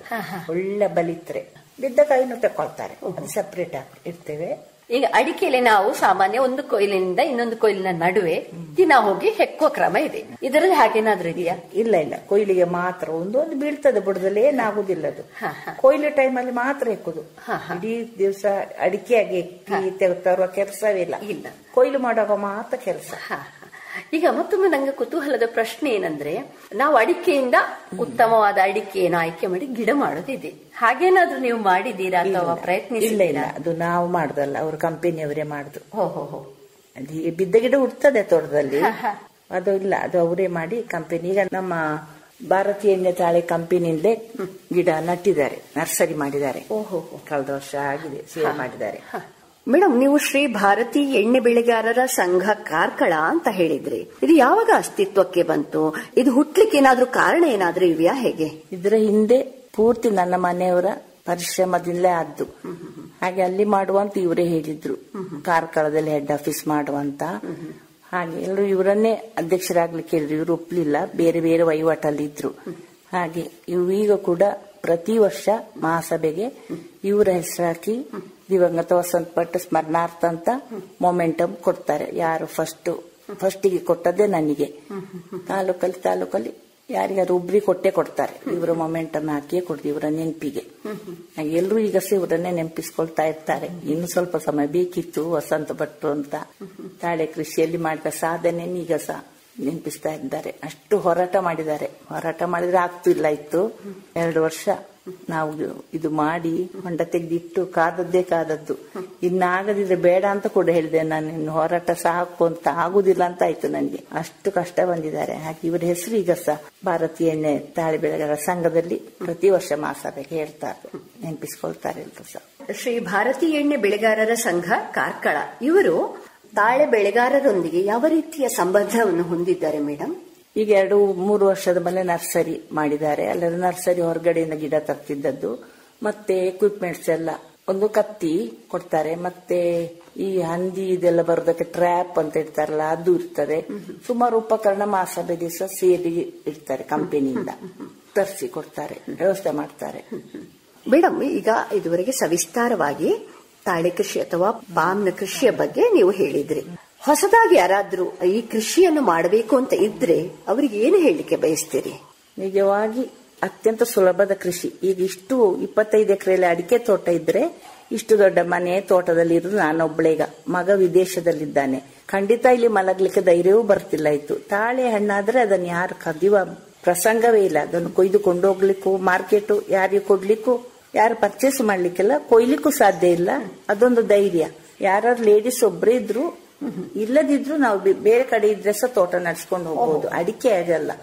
ಇಷ್ಟು ಇದ್ರು ಅಡಿಕೆ ತೋಟ ಇದ್ರೆ ನಮ್ಗೆ ಇಷ್ಟು 25 ಎಕರೆ ತೋಟಕ್ಕೆ ಬೇಲಿ ಹಾಕ್ಲಿಕ್ಕೆ ಲಕ್ಷ ಗಟ್ಟಲೆ ದುಡ್ಡು ಬೇಕು. ಈಗ ತೆಂಗಿದೆ ತೋಟದಲ್ಲಿ, ಅದಾರ ಒಂದು ಹೋಗ್ತದೆ ಬಿಡಿ. ಅಡಿಕೆಗೆ ಭಯ ಇಲ್ಲ ಅಂತ ಆರಾಮದಲ್ಲಿ ನೋಡ್ಕೊಂಡು ಹೋಗ್ಬೋದು. ಒಬ್ರು ಮಹಿಳೆ ಆದ್ರೂ ನೋಡ್ಕೊಂಡು ಹೋಗ್ಬೋದು. ಈಗ ನನ್ಗೇನು ಕಷ್ಟ ಅಂತ ಅನಿಸ್ಲಿಲ್ಲ. ಒಬ್ರು ಮ್ಯಾನೇಜರ್ ಇದ್ದಾರೆ ತೋಟ ನೋಡ್ಕೊಳ್ಳಿಕ್ಕೆ, ಅವರ ಸಹಾಯದಿಂದ ನೋಡ್ಕೊಂಡು ಹೋಗ್ತೀನಿ. ತ್ರಾಸಿಲ್ಲ ಏನು.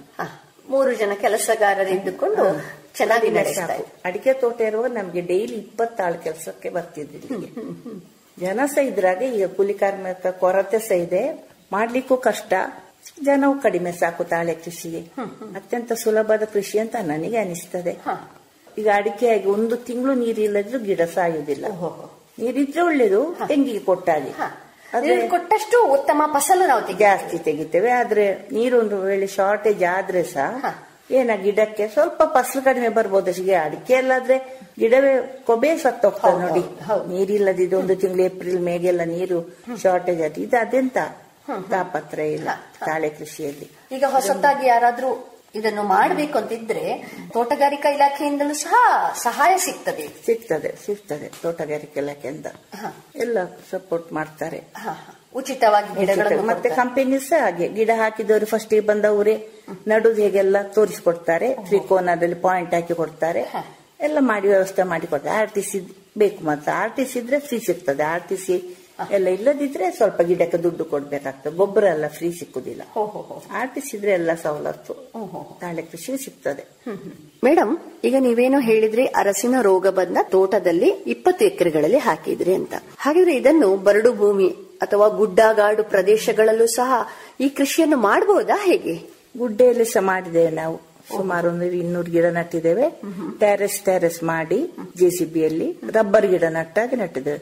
ತುಂಬಾ ಚೆನ್ನಾಗಿ ಬಂದಿದೆ. ನೀರು ಸಹ ಬಿಸಿಲು ಸಹ ಇದ್ರೆ ಗಿಡ ಅಗಾಲ ಬಂದಿದೆ, ಹೈಟ್ ಹೋಗ್ಲಿಲ್ಲ. ತುಂಬಾ ಚೆನ್ನಾಗಿ ಬಂದಿದೆ ಗುಡ್ಡೆಯಲ್ಲಿ ನಟ್ಟದ್ದು. ಅಂದ್ರೆ ಅದು ಎಷ್ಟು ವರ್ಷ ಆಯ್ತು ಮೇಡಮ್ ಈಗ ಹಾಕಿ? ಅದು ಸಹ ಇಷ್ಟೇ ವರ್ಷ ಆಯ್ತು. 13 ವರ್ಷ. ಅಷ್ಟು ಹೈಟ್ ಹೋಗ್ಲಿಲ್ಲ, ಅಂದ್ರೆ ಬಿಸಿಲಿಗೆ ಅಗ್ಲ ಬಂದಿದೆ ಗರಿಗಳೆಲ್ಲ. ಚೆನ್ನಾಗಿ ಬರ್ತದೆ ಬಿಸಿಲು ನೀರಿದ್ರೆ. ಗುಡ್ಡೆಯಲ್ಲಿ ಧಾರಾಳ ನಡ್ಬಹುದು. ನಾವು ತೋಟದಲ್ಲಿ ಏನು ಹಾಕಿದ್ದೇವೆ ಗಿಡಗಳು, ಅದಕ್ಕೂ ಇದಕ್ಕೂ ಫಸಲುಗಳಲ್ಲಿ ಏನಾದ್ರೂ ವ್ಯತ್ಯಾಸ ಇದೆಯಾ? ಫಸಲುಗಳಲ್ಲಿ ಗೊತ್ತಾಗಲ್ಲ, ಅದು ಗಿಡ ನೋಡುವಾಗ ಸಮೃದ್ಧವಾಗಿ ಆಗಲ್ಲ, ಹೈಟ್ ಹೋಗುದಿಲ್ಲ. ಸ್ವಲ್ಪ ನೆರಳು ಬಂದು ಸ್ವಲ್ಪ ಹೈಟ್ ಹೋಗಿದೆ ಅಷ್ಟೇ. ನಾವೊಂದು ಅಡಿಕೆ ಗಿಡ ಎಡೆಯಲ್ಲಿ ಇದ್ದ ಕಾರಣ ಸ್ವಲ್ಪ ನೆರಳು ಆಗಿ. ಅಲ್ಲೇನಾದ್ರೂ ಅಂತರ ಬೆಳೆ ಮಾಡಿದ್ದೀರಾ? ಹೇಗೆ? ಗುಡ್ಡದಲ್ಲಿ ಕೊಕ್ಕೋ ಹಾಕಿದ್ದೇನೆ. ಕಳೆಗಳೇನು ತೊಂದರೆ ಆಗುದಿಲ್ಲ ಅಡಿಕೆ ತೋಟದಾಗೆ ಹೆಕ್ಲಿಕ್ಕೆ. ಅದು ಬುಡದಲ್ಲಿ ಕಳೆ ಬರುವುದಿಲ್ಲ ಅಂತ ನೆರಳಾಗಿ ಕಾಡಿಗೂ ಬರುವುದಿಲ್ಲ. ಎತ್ತರ ಆದ್ಮೇಲೆ ಸಣ್ಣ ಗಿಡ ಇರುವಾಗ ಬರ್ತದೆ. 4-5 ವರ್ಷ ಆದ್ಮೇಲೆ ಅದ್ರ ಗಿಡದ ಬುಡದಲ್ಲಿ ಏನು ಕಳೆಗಳೇ ಬರುದಿಲ್ಲ. ಇಲ್ಲಿ ನಮ್ ಕಡೆ ಎಲ್ಲ ದಕ್ಷಿಣ ಕನ್ನಡ ಸ್ವಲ್ಪ ಕುರಿ ಮೇಕೆಗಳೆಲ್ಲ ಸಾಕುದು ಕಡಿಮೆ. ಆದ್ರೆ ವಿರಾಜಪೇಟೆ ಸೋಮಾರ್ಪೇಟೆ ಸೈಡ್ ಎಲ್ಲ ಒಬ್ರು ಲೇಡಿ ನಡೆಸೋ ತೋಟ ನಮ್ಮ ಮನೆಯವ್ರು ನೋಡಿ ಬಂದಿದ್ರು, ಹೇಳ್ತಿದ್ರು, ನಾನ್ ನೋಡಿಲ್ಲ. 10 ಎಕರೆ ತೋಟದಲ್ಲಿ ಕುರಿ ಮತ್ತು ಮೇಕೆಗಳನ್ನು ಬಿಟ್ಟು ಕೃಷಿ ಮಾಡ್ತಾ ಇದ್ದಾರೆ. ಯಾವುದೇ ಗೊಬ್ಬರ ಕೊಡ್ಬೇಕಾಗ ಬರುದಿಲ್ಲ. ಅದ್ರ ಹಿಕ್ಕಿಗಳೇ ಚೆನ್ನಾಗಿ ಗೊಬ್ಬರ ಆಗಿ ಚೆನ್ನಾಗಿತ್ತವ್ರ ತೋಟ ಅಂತ ಹೇಳುದನ್ನು ಕೇಳಿದ್ದೇನೆ. ನಾನು ನೋಡಿಲ್ಲ. ಘಟ್ಟದ ಮೇಲೆ ಎಲ್ಲ ಆಡು ಕುರಿ ಎಲ್ಲ ಸಾಕ್ತಾ ಇರ್ತಾರೆ ಅಂತ ತೋಟದೊಳಗೆ ಬಿಟ್ಟು. ಅದ್ರ ಗರಿಗಳು ಚೆನ್ನಾಗಿ ತಿಂತದೆ ಅಂತೆ. ಅದಕ್ಕೆ ಒಳ್ಳೆ ಆಹಾರ ಆಗ್ತದೆ ಅದ್ರ ಗರಿಗಳು. ಹಾಗಾದ್ರೆ ಗರಿಗಳಿಂದ ಚೆನ್ನಾದ ಪೊರಕೆ ಬರ್ತದೆ. ನಮ್ಮ ತೆಂಗಿನ ಮರದ್ದು ಸ್ವಲ್ಪ ಗಟ್ಟಿ ಇರ್ತದೆ, ತುಂಬಾ ಸಾಫ್ಟ್ ಆಗಿ. ನಮ್ಮ ಮನೆಯಿಂದ ತುಂಬಾ ಜನ ಅದ ಗರಿಗಳನ್ನು ಕೊಂಡೋಗಿ ಪೊರಕೆ ಮಾಡಿ ಸೇಲ್ ಮಾಡ್ತಾರೆ. ನಿಮ್ಮಲ್ಲಿ ಇದು ಅನುಭವ ಇದೆಯಾ? ಮಾಡಿದೀರಾ? ಹೇಗೆ ಮಾಡ್ತಾ ಇದ್ದಾರೆ ನಮ್ಮಲ್ಲಿ ಇರೋರು. 2-3 ಜನ ಅದೇ ಮಾಡ್ತಾ ಇರ್ತಾರೆ. ಫ್ರೀ ಟೈಮ್ ಅಲ್ಲಿ ಒಳ್ಳೆ ಡಿಮಾಂಡ್ ಇದೆ. ಎಷ್ಟು ಮಾಡಿದ್ರು ಸಹ ಅವ್ರಿಗೆ ಹೊರಗಡೆ ಕೇಳ್ತಾರೆ. ಸುತ್ತಮುತ್ತಲೆಲ್ಲ ಮನೆಯವ್ರು ಕೊಂಡೋಗಿದ್ದಾರೆ. ಸಾಫ್ಟ್ ಆಗಿ ಒಳ್ಳೆ. ಈಗ ಮೇಡಮ್, ನಿಮ್ಮ ಏನು ಅಡಿಕೆ ತೋಟದಲ್ಲಿ ಅರಶಿನ ರೋಗ ಬಂದ ಕಾರಣ ಗಿಡಗಳೆಲ್ಲ ಹೋದ್ವು, ಅಡಿಕೆ ಗಿಡಗಳೆಲ್ಲ ಹೋದ್ವು. ಆ ಅರಶಿನ ರೋಗದ ಏನಾದ್ರೂ ಲಕ್ಷಣಗಳೇನಾದ್ರೂ ಕಂಡಿವೆಯಾ? ಹೇಗೆ? ಇಲ್ಲ, ಯಾವುದಿಲ್ಲ. ಒಂದು ಗಿಡ ಸ್ವಲ್ಪ ಖಂಡಿತ ಅದು ಬೋರಾನ್ ಡಿಫಿಷಿಯನ್ಸಿ ಅಂತ ಸೈಂಟಿಸ್ಟ್ ಅವರು ಇಲಾಖೆಯವರು ಬಂದ ಕರೆದು ತೋರಿಸಿದ್ದೆ. ಅದು ಡಿಫಿಷಿಯನ್ಸಿ ಅಂತ ಹೇಳಿದ್ ನಂಗೆ ಭಯ ಇತ್ತು. ಎಲ್ಲ ಇತ್ತು. ಇಷ್ಟು ಹೋರಾಟ ಮಾಡಿ ಒಂದು ಗಿಡದ ಅದಿದ್ದದು ಗೊಬ್ಬರದ ಡಿಫಿಷಿಯನ್ಸಿ ಹೇಳಿದ್ರು. ಬೋರಾನು ಮೆಗ್ನೀಷಿಯಂ ಕೊಟ್ಟು ಬಿಡ್ಮೇಲೆ ಸರಿ ಆಯ್ತು. ಹಾಗೇನು ಬಂದಿಲ್ಲ ಇಷ್ಟುವರೆಗೆ. ತಾಳೆ ಕೃಷಿಯನ್ನು ಬೆಳೆಸಿ ಒಂಥರ ಖುಷಿಯಾಗಿದ್ದೀರಿ ಅಂತ ಹೇಳ್ಬಹುದಲ್ಲ? ಆರಾಮಾಗಿದ್ದೇನೆ. ತಲೆ ಬಿಸಿ ಏನಿಲ್ಲ. ಬೇಕಾದಾಗೆ ಎದ್ಕೊಂಡು ಹೋಗ್ಬಹುದು. ಮಕ್ಕಳ ಮನೆಗೆಲ್ಲ ಹೋಗ್ತೇನೆ. ಅಡಿಕೆ ತೋಟ ಆದ್ರೆ ಮನೆ ಬಿಟ್ಟು ಹೋಗ್ಲಿಕ್ಕೆ, ಅಡಿಕೆ ಅಂಗಳದಲ್ಲಿ ಇದ್ದಾಗೆಲ್ಲ ಕಷ್ಟ. ಇದಾದ್ರೆ ಭಯ ಏನಿಲ್ಲ. ನಿಜವಾಗಿ ತಲೆ ಬಿಸಿಲ್ಲದ ಆರಾಮಾಗಿ ಬೆಳೆಯುವಂತ ಬೆಳೆ ಅಂತ ನನ್ನ ಅಭಿಪ್ರಾಯ.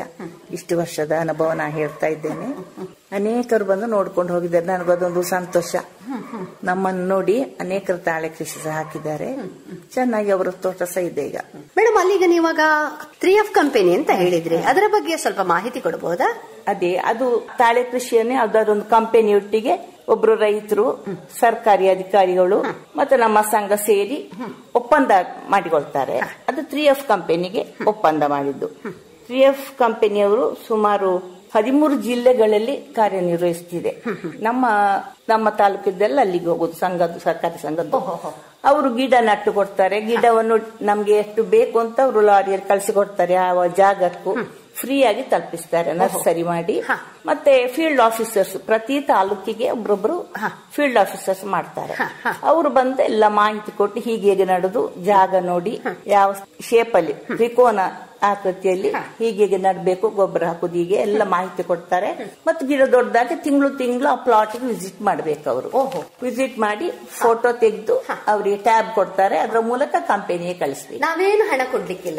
ಇಲ್ಲ ಕಂಪನಿಯಿಂದ ಒಳ್ಳೆ ಸಹಕಾರ ಕೊಡ್ತಾರೆ. ಪ್ರತಿ 15 ದಿವಸಕ್ಕೆ ಲಾರಿ ಕಳಿಸ್ತಾರೆ. ನಾವು ಹೇಳಿದ ದಿವಸಕ್ಕೆ ನಮ್ಗೆ ಕೊಯ್ಯೋ ದಿವಸ ಅವ್ರು ಹೇಳ್ತಾರೆ, ಲಾರಿ ಕಳಿಸ್ತಾರೆ. ಅಷ್ಟು ದೂರದಿಂದ ಲಾರಿ ಬರ್ಬೇಕಲ್ಲ, ಅದೆಲ್ಲ ವ್ಯವಸ್ಥೆ ಕಂಪನಿಯವರೇ ಮಾಡೋದು.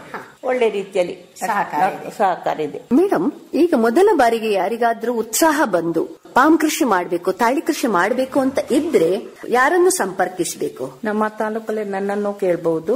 ನಮ್ಮ 3F ಕಂಪನಿ ಆಫೀಸರ್ ಇದ್ದಾರೆ, ರವಿಶಂಕರ್ ಅಂತ, ತಾಲೂಕಿಗೆ ಒಬ್ಬರಿದ್ದಾರೆ. ಅವರನ್ನು ಸಂಪರ್ಕ ಮಾಡಬಹುದು. ಅವರ ನಂಬರ್ ಕೊಡಬಹುದು. ನಮ್ಮ ಪಾಮ್ ಆಫೀಸರ್ ರವಿ ಅಡ್ಗೇಡ್ಕ ಅಂತ ತುಡಿಕಾಂದವ್ರೆ, ನಮ್ಮ ಗ್ರಾಮದವ್ರೆ. ಅವರನ್ನು ಸಂಪರ್ಕ ಮಾಡಿದ್ರೆ ಅವ್ರು ನಿಮ್ಗೆ ಬಂದು ಹೇಗೆ ನಡುದೆಲ್ಲ ಹೇಳಿಕೊಡ್ತಾರೆ. ನಂಬರ್ ಕೊಡ್ತೇನೆ. ರವಿ ಅಡ್ಗೇಡ್ಕ ಅವರ ಸಂಪರ್ಕ ಸಂಖ್ಯೆ 9448549720.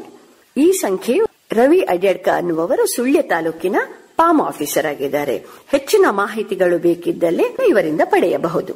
ಇದರ ಬಗ್ಗೆ ಹೆಚ್ಚಿನ ಮಾಹಿತಿಗಳು ಬೇಕಿದ್ದಲ್ಲಿ ತಮ್ಮನ್ನು ಸಂಪರ್ಕಿಸಬೇಕಾದಂತಹ ದೂರವಾಣಿ ಸಂಖ್ಯೆ ಹೇಳಬಹುದಾ?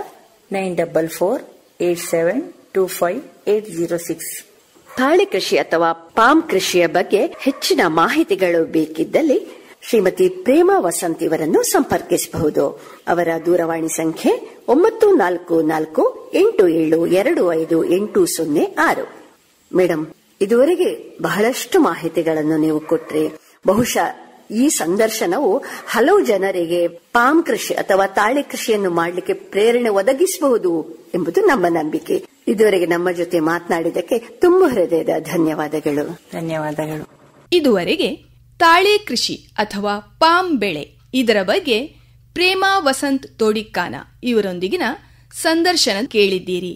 ಸಂದರ್ಶಕರು ರಜನಿ ಭಟ್. ಈ ಕಾರ್ಯಕ್ರಮದ ನಿರ್ದೇಶನ ಪಿವಿ ಪ್ರಶಾಂತ್ ಕುಮಾರ್. ಸರ್ವಶ್ರೇಷ್ಠ ರೈತನ ಬಹುಮಾನ ದೊರೆಯುತ್ತದೆ ಹರಿಯಣ್ಣಗೆ. ಇನ್ನು ಎಲ್ಲಿವರೆಗೆ ನಿಮ್ಮ ಸಫಲತೆಯ ಗುಟ್ಟಿನ ಹೇಳಿ. ನನ್ನ ರೈತ ಬಾಂಧವರೇ, ಈಗ ನೀವು ಸಹ ಉತ್ತಮ ಬೆಳೆಯನ್ನು ಬೆಳೆಯಬಹುದು. ಅದು ಹೇಗೆ? ಹೇಗೆಂದ್ರೆ ಯಾವಾಗ ಯಾವುದೇ ಸಮಸ್ಯೆ ಬಂದಲ್ಲಿ ತಕ್ಷಣ 1-800-1801-551 ಕರೆ ಮಾಡಿ. ಇದು ಯಾರ ನಂಬರ್ ಅಣ್ಣ?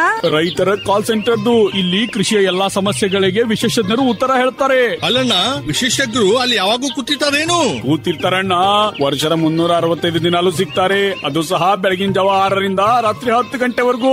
ಆದ್ರಣ್ಣ, ಬಳತ್ತಿನವರೆಗೆ ಮಾತಾಡಿದ್ರೆ ದುಡ್ಡು ಹೆಚ್ಚತ್ತಲ್ವಾ? ಯಾವ ಖರ್ಚು ಇಲ್ಲ. ಮೊಬೈಲ್ ಅಥವಾ ಬೇರೆ ಫೋನ್ ನಿಂದ ರೈತರ ಕಾಲ್ ಸೆಂಟರ್ಗೆ ಉಚಿತವಾಗಿ ಕರೆ ಮಾಡಿ. ಸಲಹೆಗೂ ದುಡ್ಡಿಲ್ಲ. ನಿಜವಾಗ್ಲೂ. ರೈತ ಬಾಂಧವರಿಗೆ ಕೃಷಿಯ ಸಮಸ್ಯೆಗಳಿಗಾಗಿ ನಿಮ್ಮ ಭಾಷೆಯಲ್ಲಿ ತಕ್ಷಣವೇ ಪರಿಹಾರವನ್ನು ಪಡೆಯಲು ಭಾರತಾದ್ಯಂತ ಯಾವುದೇ ಫೋನ್ ನಿಂದ ರಾಷ್ಟ್ರೀಯ ಹೆಲ್ಪ್ ಲೈನ್ ನಂಬರ್ 1-800-11800-1551 ಉಚಿತವಾಗಿ ಕರೆ ಮಾಡಿ. ರೈತರ ಗೆಳೆಯ, ರೈತರ ಕಾಲ್ ಸೆಂಟರ್. ಈ ಕಾರ್ಯಕ್ರಮದ ಪ್ರಾಯೋಜಕರು ಕೃಷಿ ಹಾಗೂ ರೈತ ಕಲ್ಯಾಣ ಸಚಿವಾಲಯ, ಭಾರತ ಸರ್ಕಾರ.